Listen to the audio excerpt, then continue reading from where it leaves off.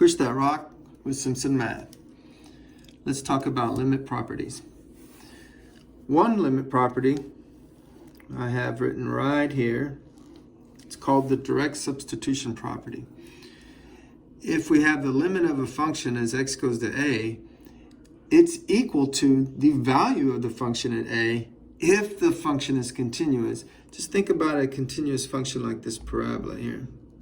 Of course, the function is headed towards the value of the function. Here's f of a, and as the x values close in on a, of course the function is headed towards the output of the value if it's a nice continuous function. So for our normal functions that are continuous, you just evaluate the function and you find a limit.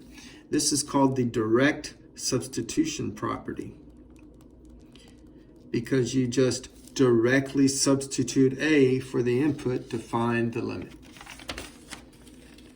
Now, limits are linear operators. This is the first operator you've studied in your mathematical career that has this property of being a linear operator. What does that mean? Well, it means that the limit of a sum is equal to the sum of the limits.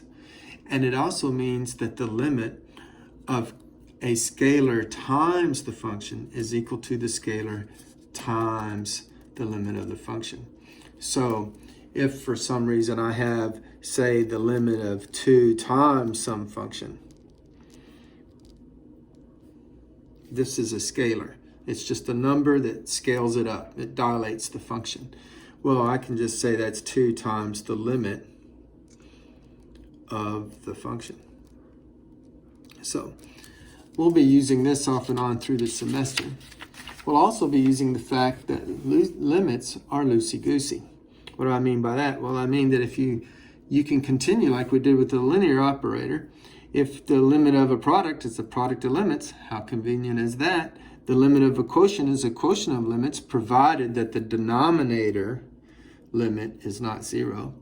And the limit of a composition is the composition of the limit, provided that the limit of this input function is in the domain of f. So this is nice. We won't use it anytime soon. We're going to need it later, but I wanted to mention it now. Now, our favorite property is the property that says if you have two functions that are equal, except possibly at a, well, then their limits are equal. So we have two functions that are exactly the same. So here's a. Maybe I have some blue function that does this, and so it's approaching this. Maybe that's 1. So this function is approaching a, and I have another function that's, see, notice that f isn't defined at a. I didn't give it a value. And then I have another function, let's call it g, that at a is equal to, say, 4. But otherwise, it's exactly the same as f. Everywhere else, it's the same as f. So the red function is g. And it's the same as f. Well, then its limit is going to be the same as f. Okay, so if you have two functions that are equal to one another everywhere except possibly at a, well, then their limits at a are equal. That's our favorite property. Here, let's use our favorite property. Let's look at the limit of this function. Well, to use our favorite property, that means we want to find a function equal to this one. You know, we might try our direct substitution property first, except that you notice if you put -7 in here, you get 49, because -7 squared would be 49. And 6 times a -7 is a -42. Back up 7 is a -49. And -49 and 49 will give us 0, and this thing will be undefined. So we cannot use direct substitution. We also can't even do the loosey-goosey of taking the limit of the top and the limit of the bottom separately, because we'd get 0 down here, and that loosey-goosey only works if the limit of the denominator is not 0. So this is where our favorite property comes into hand. But notice that denominator factors. What is that? What time will give me 7? 1 and 7. So let's try x plus 7 and x. We need a -1. Let's see. X squared, -x, and 7x is 6x, and 7 times a -1 is -7. This up here is not going to factor quite as easily, but let's factor by grouping. Take out an x squared. Let me get x plus 7. Take out a 5. That'll leave me x plus 7. So we see when I have a common factor in the numerator of x plus 7, so I'll factor out an x plus 7. And when I factor x plus 7 from this term, it leaves me an x squared. And when I factor out an x plus 7 from that term, well, it leaves me a 5. And then it's over the x plus 7 times the x minus 1 that we already factored. So we're looking at the limit here as x goes to -7, and we're going to use our favorite property.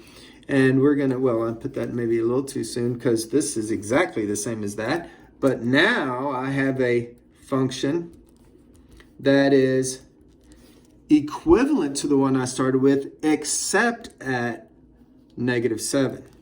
Remember, at -7, this one was undefined, but this one here is defined. Whoops, that's a 1, that's a 1, x minus 1.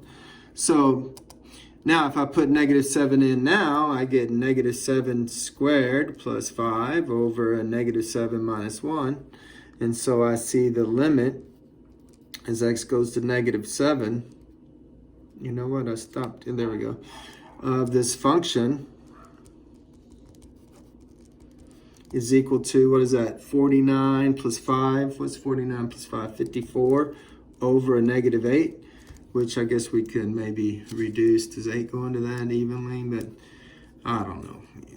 2 will go into both of them. And so it'll be negative, and we'll have a 4 in the bottom if I divide by 2, and 2 goes into 5 twice, and 27. So a -27/4 is the limit.